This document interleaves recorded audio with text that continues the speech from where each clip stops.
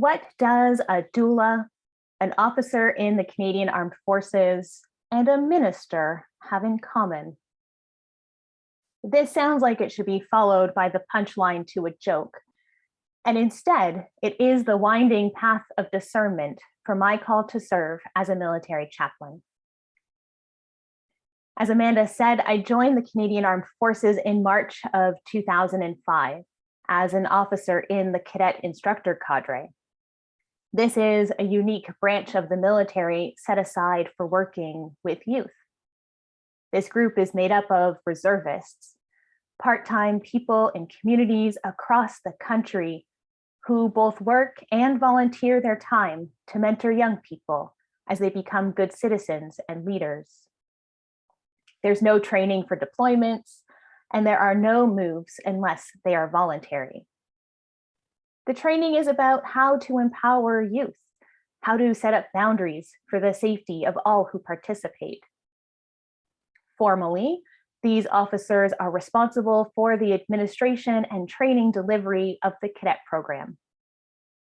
Although I've held a variety of positions at local units where I worked, including a few years as the commanding officer, the paperwork was often done at home because the Spirit was calling for me to serve in a different way. This happened repeatedly over my time working with the cadets themselves. One day I had to go to the bathroom and open the door to find a young woman crying on the floor. And so I joined her there just to listen while all decked out in my full dress uniform. There was another young person. We found him when he was hiding in the bushes outside of the building in which we met. He knew his parents weren't coming for several more hours, and the staff always stayed until everyone was on their way home. And there was another young person, and she came through the doors crying, and when I asked her what was going on, she shared that she had witnessed her best friend getting shot at school that day, news that had been on my car radio as I was heading in. She chose to come to us before even going home. And so together we called her parents, let them know that she was safe, and we continued to talk for most of our evening gathering. This was incredible and important work in my life, knowing I was being asked to be a positive adult role model for these youth navigating the challenging teen years. I didn't understand the ministry I was so clearly doing. I was simply acting out of the place where both my great joy and my great sadness met. Now, this was very meaningful work, but I'm going to let you in on a secret. It only pays 25 days a year. Therefore, in my civilian job, I worked as a doula. Alongside families of all shapes and sizes, I provided physical and emotional and spiritual support during pregnancy, birth, and the early weeks with a new baby. These were strangers who invited me into the sacred and vulnerable times in their lives as a witness and a caring presence through uncertainty, fear, and pain. From my perspective, this was also beautiful and holy work.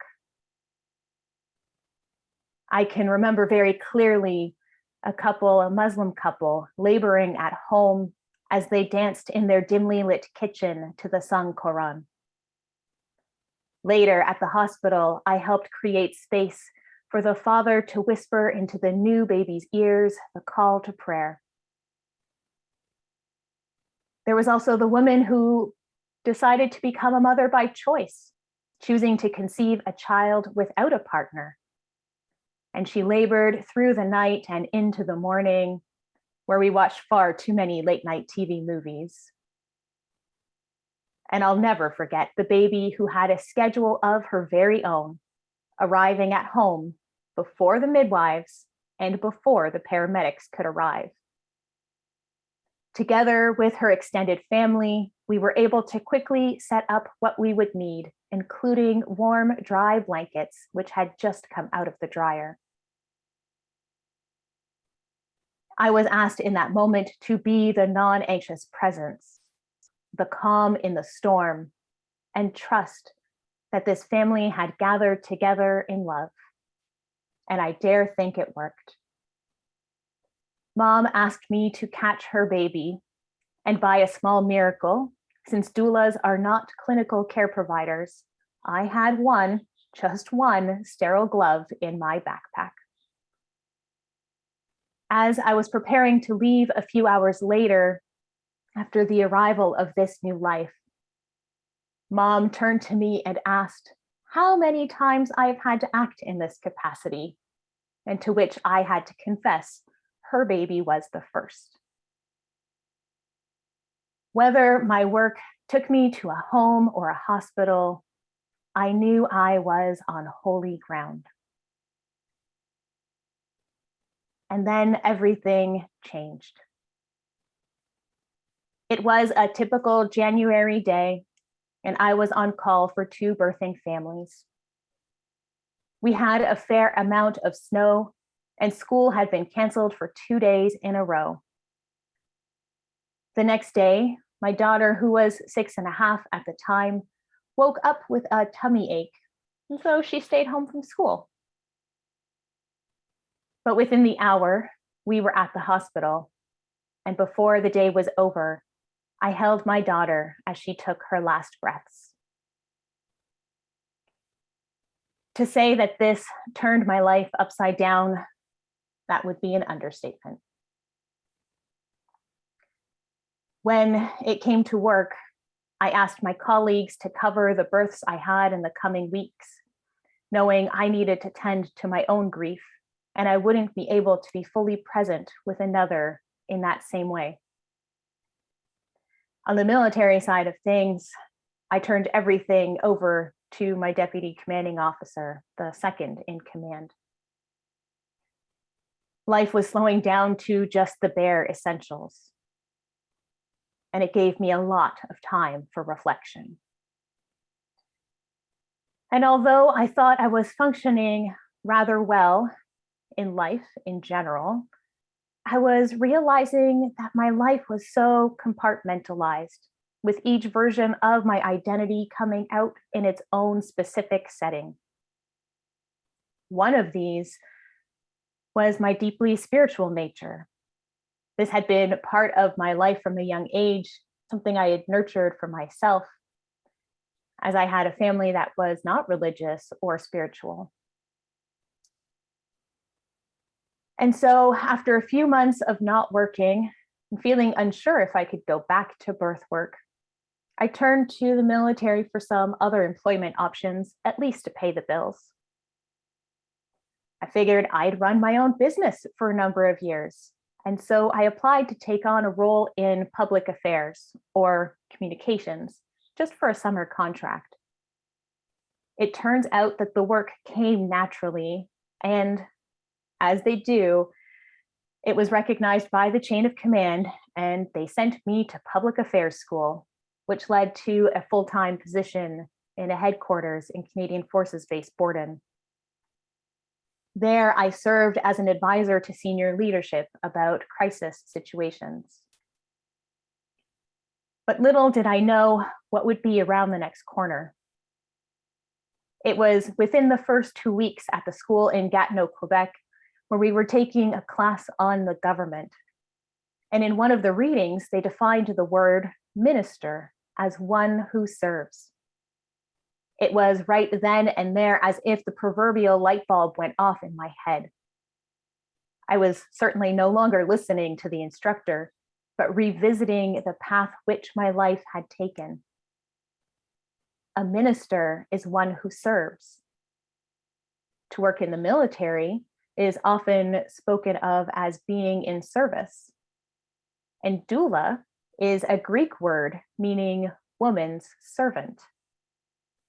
Everything I had been doing in my life made sense. It had nothing to do with a specific job title, but about the calling that could be lived out in so many ways. I had unlocked a new understanding of who I was and who I am called to be. I knew I had been toying with the idea of taking a Master of Divinity, mostly out of interest, but now it felt even more important. And so I applied and was accepted. But I still didn't know where this call to ministry was going to lead. 2 years later, as I was sitting in a tent just outside of Ottawa, checking my emails, I was reading an advanced copy of the newest, at least at the time, defense policy. And it explained that the military was aspiring to be more diverse in its understanding of religion and spirituality. And then I knew I needed to embark on the journey to become a military chaplain. In fact, the first UU military chaplain in Canada. Now, I share this deeply personal story because the sharing of our stories invites us to be in a holy place. This is where we underline our shared humanity with its joys and its sorrows.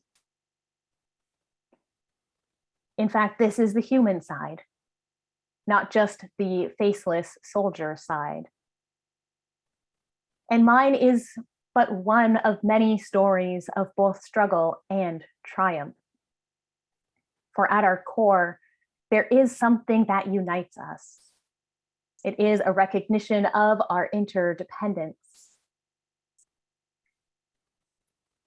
The world needs your gifts just as much as it needs mine. And each of us are called to a lifetime of self-exploration, self-creation, as we learn from our unique life experiences. Life is calling to you. Life is inviting you to respond in a way that is unique to you, the ways in which your heart can show up like no other. The discernment process isn't an easy one. We don't get to see a complete picture of our life's journey. It works a little more like the streetlights at night. They only help illuminate the next small section upon which we travel. And we are asked to trust that there will be another lamppost in the distance to guide us on our way. Well, friends, I'm here to say that we, all of us, are these lampposts for one another. In our uncertainty, when we prefer to lay out our plans or prepare the detailed to-do list, we invite each other and we create space for one another for reflection and contemplation. We live the both and, action and contemplation. We in this gathered community affirm a free and responsible search for truth and meaning, not only when it comes to the great existential questions, but also the deeply personal ones.